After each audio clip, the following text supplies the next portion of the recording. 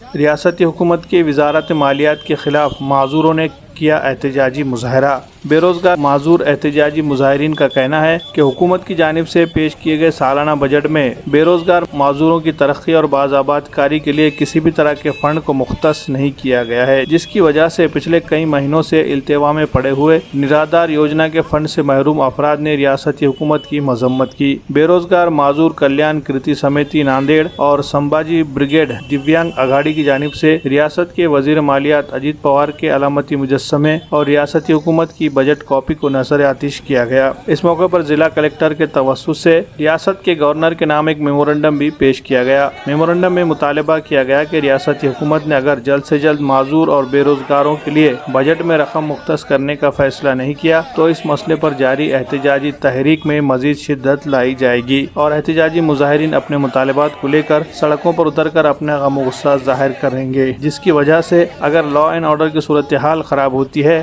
تو اس کی ساری ذمہ داری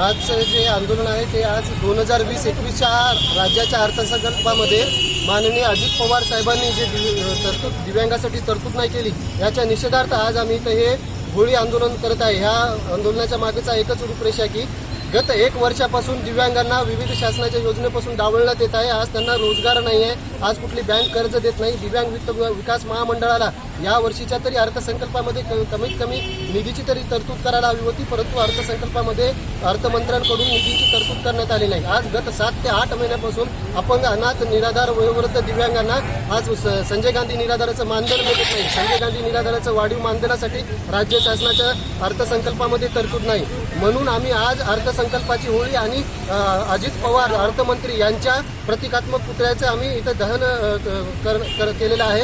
आमची भूमिका काय आहे तुमची? आमची पुढची भूमिका आज तर आम्ही फक्त प्रतिकात्मक पुतळा आणि अर्थसंकल्पाची होळी केली आहे। जर आमचं सुधारित अर्थसंकल्पात सुधारित करून अर्थसंकल्पामध्ये जर दिव्यांगासाठी जर तरतूद नाही ठेवली तर आम्ही याच्यापेक्षा तीव्र आणि उग्र स्वरूपाचं आंदोलन करू।